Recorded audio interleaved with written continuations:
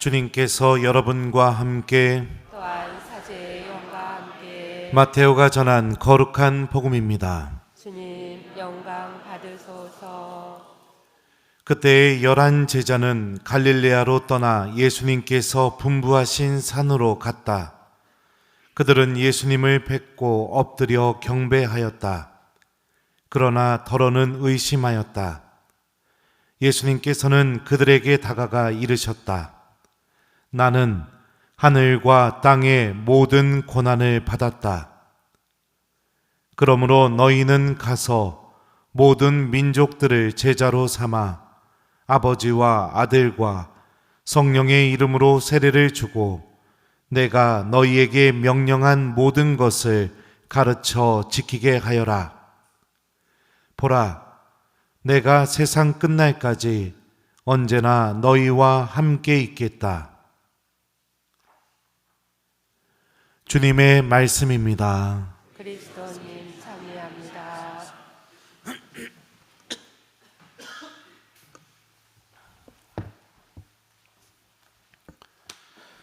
오소서 성령님. 보라, 내가 세상 끝날까지 언제나 너희와 함께 있겠다. 안녕하세요.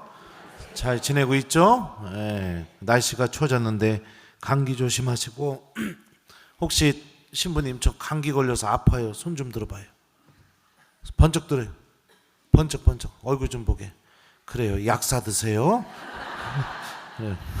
미안합니다. 자, 요즘 저 특히 올해 성령 쇄신 봉사에서 저를 많이 불러서 제가 이렇게 거기 가서 특강도 해주고 미사도 해주고 이렇게 안수도 해줬던 적이 많이 있습니다. 근데 특히 이제 안수를 하게 될 때 한 번은 이런 적이 있었어요. 오늘 복음에 나오는 말씀이에요. 제가 교우들에게 손을 딱 이렇게 얹으니까 제 마음속에서 아주 고요하게 보라, 내가 세상 끝날까지 언제나 너희와 함께 있겠다. 이 말씀이 계속 마음속에서 반복되면서 제 안에서 울려 퍼지는 겁니다. 그리고 나서 너무나도 신기하게 교우들이 심령기도가 나오기 시작하고 회개의 눈물을 흘리고 뒤로 막 넘어지는 그런 일들을 이렇게 체험했었어요. 한두 번이 아니라 가면은 그런 일들을 이렇게 많이 체험하게 되더라고요. 일정을 마치고 나서 기차에 타서 한 번은 그랬던 적이 있습니다. 제 손을 이렇게 물끄러미 이렇게 바라봤었어요. 내가 신부님이 돼서 살아온 지가 16년째인데 아직도 하느님이 나와 함께 계시면서 이 손으로는 하느님의 일을 하고 계시는구나. 성부와 성령의 능력, 제가 이거 하나 읽어드릴게요. 성부와 성령과 능력의 기름을 발라주신 주 예수 그리스도께서 그대를 보호하시어 그대가 교우들을 거룩하게 하고 하느님께 제사를 봉헌하게 하여 주시기를 기원합니다. 주교님께서 제가 사제서품 받을 때 제 손에 축성성유를 발라주시면서 저에게 해주셨던 기도문이에요. 이 손은 여러분들 축성된 손이에요. 하느님의 것이라고요. 그리고 이 손 안에 제가 방금 읽어드렸던 기도문이 담겨 있습니다. 사제로 살아오면서 이 손으로 죽어가는 교우들에게 전대사도 수도 없이 베풀어 줬었고, 방금 미사전에서도 그랬었죠. 고해소에서 교우들의 죄를 성호경 이렇게 그으면서 사해 주기도 했고, 이 손으로. 좀 이따가 미사들이 우리 성체 축성하겠지만 성체도 이 손으로 축성을 했었고, 이 손으로 하느님의 일을 참 많이 했습니다. 그런데 제가 그때 기차에서 쳐다보면서 그런 생각도 했어요. 근데 이 손으로 못된 짓도 많이 했거든요. 이 손으로. 하느님이 축성해 주신 이 하느님의 손으로 죄 짓는 데도 쓰고 남 미워하는 데도 쓰고, 나의 이기심 때문에 내가 원하는 것도 움켜쥐는 데도 쓰고 그랬거든요. 저는 축성된 손을 갖고 있지만 여전히 하느님 앞에서 부족한 사람이고 여전히 죄인이고 여전히 참 볼품없는 사람인데 그럼에도 불구하고 하느님이 나를 통해서 내가 교우들의 머리에 안수를 할 때마다 당신께서 나랑 함께 계시는 것을 참 보여주시고 체험시켜 주시는구나. 그거를 느끼면서 이렇게 기차를 타고 왔던 적이 있었어요. 예. 한 번은 또 그랬던 적도 있죠. 저는 심령기도 못해요. 그런 거 잘. 그러면 이 손을 내 머리에 얹으면 어떤 일이 벌어질까? 그래서 기차에서 이렇게 한번 얹어본 적도 있습니다. 아무 일도 안 벌어지더라고요. 한번 강론 때 얘기했던 것 같아요. 그죠? 오늘 복음을 보면 제자들이 부활하신 예수님을 만납니다. 그리고 제자들의 믿음의 상태에 대해서 마태복음서 저자는 이렇게 묘사하고 있어요. 그러나 더러는 의심하였다. 이 말씀을 그리스어 성경 직역을 하면 이렇게 번역이 됩니다. 그러나 그들은 의심하였다. 그러니까 더러는 이 표현은 의역한 표현이에요.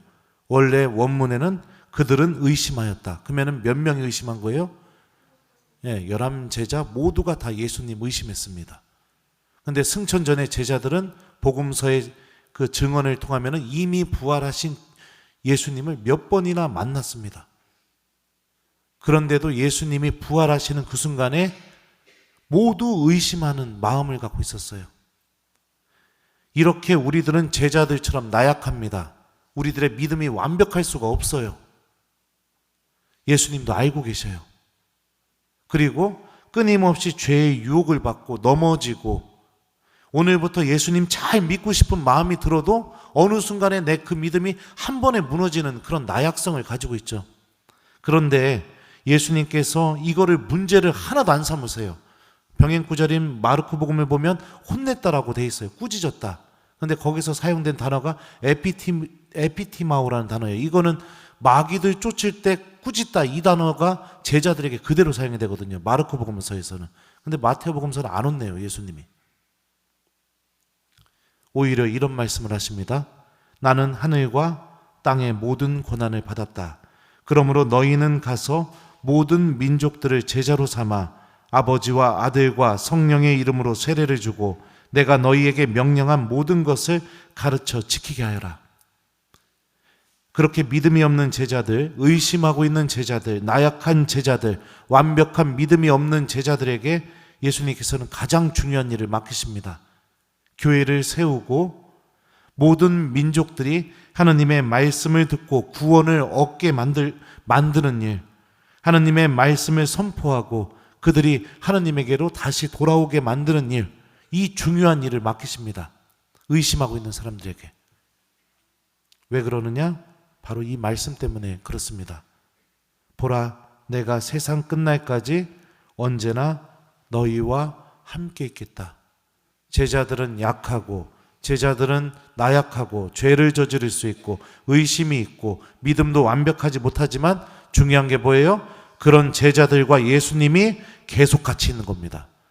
마치 제가 이 손으로 죄도 저지르고 제 욕심도 막 채우기 위해서 썼지만 저는 이렇게 나약하지만 그런 나약한 저와 누가 계속 같이 있어요? 예수님이 계속 같이 있는 거예요. 그래서 이게 문제가 안 되는 겁니다. 그래서 이게 혼낼 일이 아니라는 거예요. 이 놀라운 복음의 신비가 우리들에게도 그대로 이루어지고 있습니다.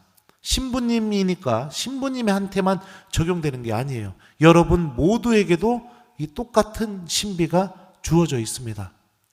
주님이 세상 끝날까지 여러분들과 같이 계실 거예요. 그러니까 내가 신앙생활을 하면서 정말 내가 하나님을 믿는데 가장 중요하게 여겨야 될 믿음의 내용이 뭐겠어요?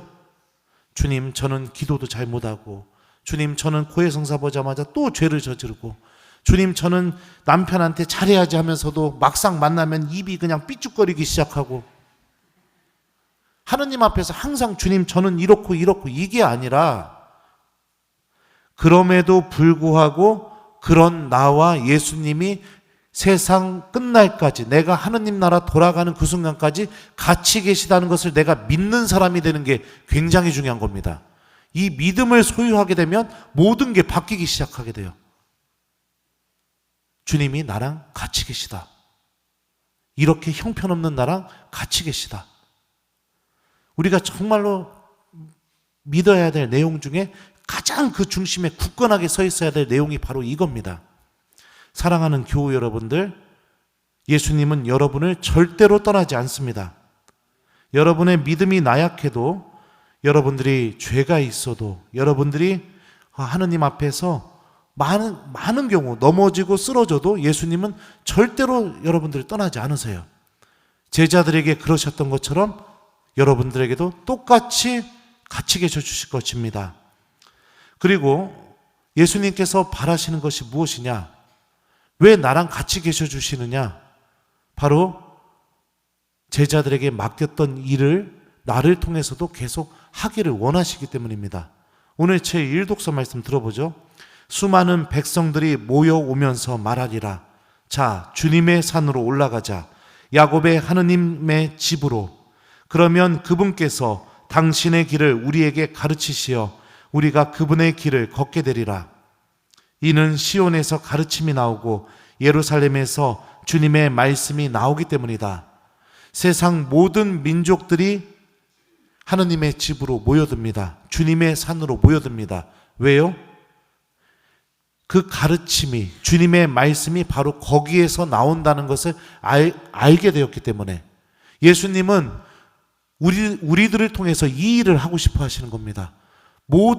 창조된 모든 사람들이 당신께로 오기를 바라고 계세요. 그들을 다 구원하기를 바라고 계십니다. 나와 함께 계셔 주시면서 내가 그들에게 예수님의 말씀이 되어주기를 바라고 계시는 거예요. 이독서 말씀도 들어보죠. 그런데 자기가 믿지 않는 분을 어떻게 받들어 부를 수 있겠습니까? 자기가 들은 적이 없는 분을 어떻게 믿을 수 있겠습니까? 선포하는 사람이 없으면 어떻게 들을 수 있겠습니까? 파견되지 않으면 어떻게 선포할 수 있겠습니까? 그러므로 믿음은 들음에서 오고 들음은 그리스도의 말씀으로 이루어집니다. 누가 말씀을 선포해 주지 않는다면, 누가 파견되지 않는다면, 누가 이야기해 주지 않는다면 어떻게 믿음을 가질 수 있겠습니까? 믿음은 그리스도의 말씀을 듣는 것을 통해서 이루어집니다. 바오로가 이렇게 얘기했죠. 그러면 예수님은 모든 민족들이 당신께 오기를 바라고 계시고 그러기 위해서 세상 끝날까지 나와 함께 계셔 주시겠다고 약속하고 계십니다. 바오로는 듣지 않으면, 주님의 말씀을 듣지 않으면 믿음이 생길 수가 없다고 얘기하고 있어요. 그러면 우리가 어떤 선택을 해야 되겠습니까? 내가 이웃들에게 하느님의 말씀이 되어줘야겠죠. 그죠? 어떻게 해요? 주님의 말씀을 이웃들에게 실천하는 것을 통해서, 주님의 말씀을 내가 이웃들에게 이야기해 주는 것을 통해서. 저는 중학교 2학년 때, 3학년 때인가요? 네. 냉담자 1명 회두하고요, 세신자 5명을 데리고 왔습니다. 성당에. 중학교 2학년 때. 그때부터 좀 이렇게 신부님 될 싹이 보였던 것 같아요. 네. 근데 한 번도 걔네들한테 성당 가자고 얘기한 적 없어요. 단 한 번도. 그럼 어떻게 했느냐? 성당 다녀와서 성당에서 있었던 일을 제 짝꿍한테 막 얘기했어요. 너무 즐거워서. 왜냐하면 제가 중학생 때 저는 학교를 어떻게 나왔냐면 국민학교만 남녀공학 나오고 중학교 남자학교, 고등학교 남자학교, 대학교 남자학교, 대학원 남자학교, 심지어 유학도 남자학교. 물론 거기 유학 갔을 때는 우리 수녀님들도 계시긴 했죠. 그런 학교만 나왔습니다. 그러니까 이 사춘기 때 성당에 가면은 누구를 만나요? 1번 예수님, 2번 여학생, 몇 번? 저를 어떻게 보시고. 맞아요. 여학생을 만나죠. 그리고 또 참 강론 때 이런 얘기해서 좀 그렇지만 또 제 얼굴이 그때는 좀 반반해서 그러니까 막 여학생들하고 친하게 지내고 막 하면은 그게 너무 재밌는 거예요. 막 같이 미사 드리고 같이 뭐 어디 뭐 캠프 가고 같이 소풍 가고 막 그랬던 거. 그냥 하느님 안에서 그 만나는 기쁨, 그거를 그냥 짝꿍한테 막 얘기했더니 좀 지나니까 그 짝꿍이 그러는 거예요. 제도가 나도 성당 좀 데려가 주라. 그래가지고 그 친구를 데리고 가서 걔가 예비자 교리를 해서 세례를 받게 됐어요. 그러니까 그 친구랑 저랑 월요일만 되면은 맨날 성당에서 있었던 얘기를 하는 거예요. 그러니까 또 다른 애도 또 성당 가고 싶다고, 다른 애도 성당 가고 싶다고 하고, 그러다가 또 냉담하고 있는 애도 자기도 성당 가고 싶다고 하고, 그렇게 해가지고 중학생 때 그렇게 많은 친구들을 성당으로 이렇게 다 데려오게 되었었습니다. 제가 한 일이 아니죠. 저와 함께 계시는 예수님께서 제 친구들의 마음의 문을 두드린 거죠. 그런 것처럼 사랑하는 우리 교회 여러분들, 여러분들이 복음의 기쁨, 구원의 기쁨, 그리고 하느님께서 나와 함께 계시다는 그 은총을 여러분들이 이웃들에게 전하는 사람이 되었으면 좋겠어요. 주님의 말씀을 실천하시고 여러분들 내가 신앙인으로서 얻는 기쁨을 잘 이웃들에게 표현했으면 좋겠죠. 오늘날 많은 신앙인들 나만 믿으려고 해요. 나만 미사 드리면 되고, 나만 고해성사 보면 되고, 나만 천당 가면 된다고 그렇게 생각합니다. 근데 하나님이 그런 이기적인 믿음을 정말로 좋아하실까요? 천국 갈 때 나 혼자 가지 마시고 내가 사랑하는 사람들도 다 데리고 갈 수 있어야겠죠. 탈란트의 비유 기억나십니까? 탈란트의 비유. 어떤 사람에게는 5탈란트를 주셨고, 어떤 사람에게는 2탈란트를 주셨고, 어떤 사람에게는 1탈란트를 주셨습니다. 그런데 그 비유에 보면은 왕이 어떤 사람에게 화를 엄청나게 낼까요? 1번 5탈란트 받은 사람, 2번 2탈란트 받은 사람, 3번 1탈란트 받은 사람, 4번 모르겠습니다. 자, 몇 번이에요? 3번이죠. 네. 왜 그랬을까요? 땅에 묻어둬서. 그러면 여러분들도 여러분들의 믿음 땅에 묻어두고 계시는 거 아닙니까? 주님께서 들려주신 이 복음 말씀 땅에 묻어두고 계시는 거 아니냐고요. 활용해서 잘 써서 몇 배로 불려야 되는 거 아닙니까? 이게 우리가 이웃들에게 복음을 전해야 할 이유인 겁니다. 주님께서는 세상 마지막 날까지 이렇게 부족하고 나약하고 형편없는 나와 계속 같이 계셔 주실 것입니다. 그리고 나의 이 부족한 모습을 통해서 당신의 모습을 이웃들에게 드러내고 싶어 하셔요. 그렇다면 우리가 어떻게 하겠어요? 하나님 말씀을 잘 기억하고 그 말씀을 이웃들에게 실천해주고, 내가 신앙 안에서 힘을 얻으면서 기쁘게 신앙생활하고, 그게 여러분들 오늘 말씀을 잘 실천하는 슬기로운 신앙인이 되는 길입니다. 그래서 이번 한 주 동안 여러분들 숙제를 드려요. 숙제는 뭐냐면 첫 번째는 기쁘게 삽시다. 기쁘게 사셨으면 좋겠어요. 하나님이 나랑 같이 있다. 예수님이 나랑 같이 있다. 요거 계속 생각하면서 좀 웃고 기쁘게 즐겁게 그렇게 좀 지내보기, 이게 첫 번째 숙제. 두 번째 숙제는 이웃들에게 하나님의 말씀을 실천해보는 한 주간을 보내기, 요게 두 번째 숙제예요. 그래서 미워하는 사람 나타나면은 원수를 사랑하여라, 그 말씀 좀 실천해 보시고, 길에서 가난한 사람 만나면 나눠주라는 말씀도 실천해 보시고, 예수님이 하셨던 말씀들 하나씩 실천하면서 여러분들과 함께 계시는 예수님이 당신의 힘을 드러내실 수 있는 한 주간을 보내셨으면 좋겠습니다. 우리 모두 주님과 함께 살아가는 그분의 자녀라는 거 잘 기억하면서 기쁜 한 주간 보내봤으면 좋겠어요. 보라, 내가 세상 끝날까지 언제나 너희와 함께 있겠다. 아멘.